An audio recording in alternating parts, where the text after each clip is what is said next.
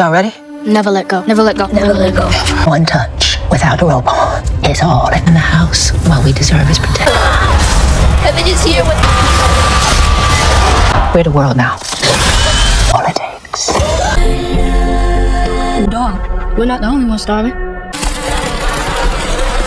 Imagine discovering a plot hole so massive, it collapses never let go entire universe.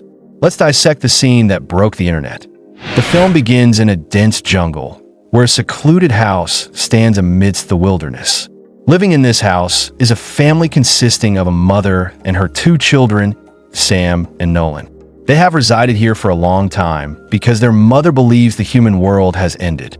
A dark force, an entity known as evil, has spread like a virus, destroying everything.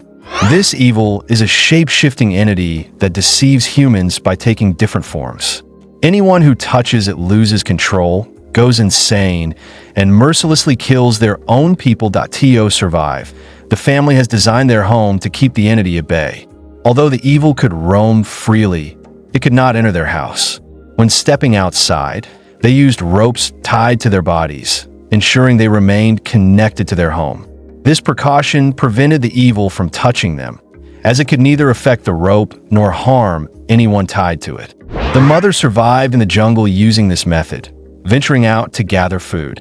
She relied on a nearby greenhouse where she grew fruits and vegetables, but the evil always lurked around. Interestingly, only the mother could see this entity.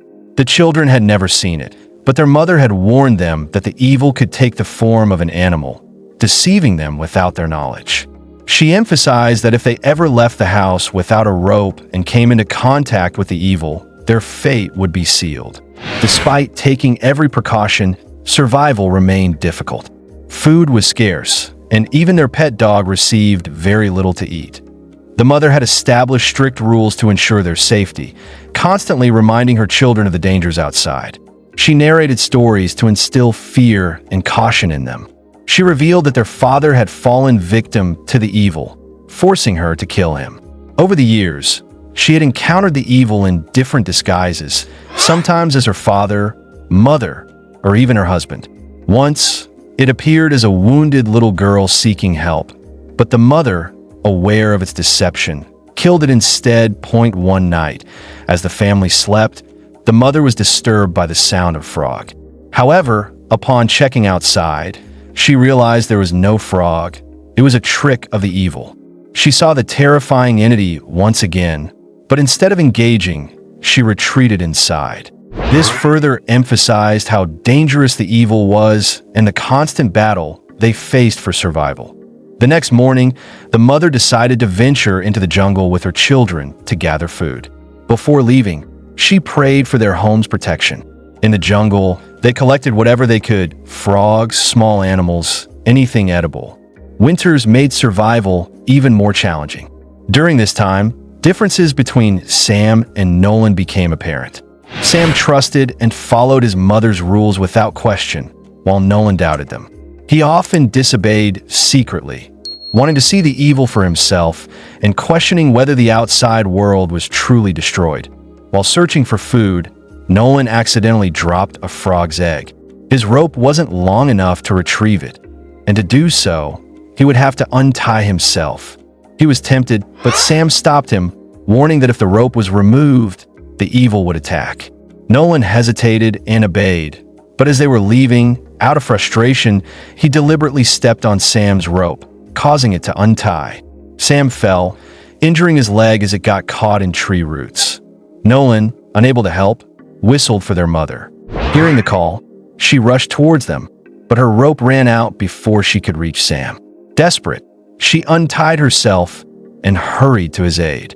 As they returned, the mother noticed a strange, old woman approaching, an embodiment of the evil. Its eerie tongue moved unnaturally, and it advanced towards them. At the last moment, the mother tied herself and the children to the rope, keeping them safe. Though the children couldn't see the evil, they sensed their mother's fear and knew it was close. Back home, the mother was furious. She decided to test her children by asking them to break one of the house rules. If they failed, it would mean the evil had taken control of them. Fortunately, both children passed the test, reassuring her. However, Sam's injury was severe, possibly a broken bone. To protect them further, the mother locked them in the basement, forcing them to dwell on the reality of the evil. She believed fear was essential for survival. The evil frequently attempted to manipulate the mother, appearing in the form of her deceased husband, but she always resisted. Meanwhile, Nolan's doubts grew stronger. He questioned Sam about his experience when his rope was untied. Sam couldn't recall much, but Nolan insisted that he hadn't sensed or seen anything unusual. He started believing that their mother was imagining the evil and that the outside world might still exist. Due to Nolan's sleep disorder, the mother tied bells to his feet to alert her if he wandered at night. She reminisced about her past, explaining that she once lived in the city before everything collapsed. Her snake tattoo symbolized her encounters with the evil in snake form. When Nolan suggested that other people might still be alive, his mother dismissed the idea, urging him to be grateful they had survived. As time passed, food supplies dwindled. The mother forced the children to eat leaves and tree bark to survive. One night, Nolan had a nightmare of being pulled into a well by the evil. When he woke up, he was outside the house, untied. He had unknowingly sleepwalked. The mother quickly brought him inside and tested him again to ensure he wasn't possessed. She then locked him away, believing it would purify his soul through fear. This event convinced Nolan that the evil wasn't real. If it was, it would have killed him that night. Determined to escape, he told Sam they needed to leave because their mother had lost her mind. However, Sam was reluctant, unwilling to abandon their mother. Unbeknownst to them, she overheard their conversation, feeling deeply hurt. The next morning, she showed them old photos and took a picture of them with a camera, fearing they might leave her. She then made a shocking announcement. They were out of food and had to kill the dog for survival. Nolan, who loved the dog, was horrified. The mother insisted that this was the evil's doing, trying to turn them against one another. Despite her reluctance, she readied her crossbow. Before she could act, Nolan intervened, cutting her rope and locking her in the greenhouse. He wanted to prove that the evil wasn't real. However, as soon as he did this, the evil appeared before his mother in the form of a woman. Knowing she couldn't let it control her and kill her children, she took a shard of glass and slit her own throat, dying to protect them. Sam, witnessing this, was devastated. Realizing his mistake, Nolan was filled with regret, now truly believing in the evil. He quickly tied himself to a rope. Meanwhile, Sam's condition worsened due to his injury and lack of food. Despite following his mother's rules, he struggled to survive one day. While searching for food, Nolan stumbled upon a road. He called for help but saw no one. However, on his way back home, a man appeared, claiming he had heard Nolan's voice. The man introduced himself as a traveler passing by with his son and offered help. But Nolan, paranoid, believed he was the evil in disguise. Sam, still grieving and filled with rage, grabbed their mother's crossbow. The man tried to reason with them, insisting he was not a threat. However, Sam, blinded by vengeance, shot him with an arrow, fatally wounding him.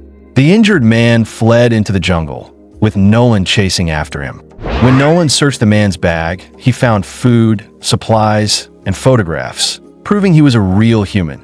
That night, Sam heard a voice outside, a young girl searching for her missing father. Realizing he had killed an innocent man, Sam confessed his mistake. Overcome with fear, he hallucinated the evil surrounding him. Nolan later found Sam at home, but something was wrong. He had changed.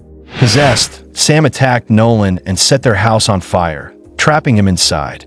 Rescue teams eventually arrived, pulling Nolan from the blaze. As he emerged from the jungle, he saw the truth. The world was still intact.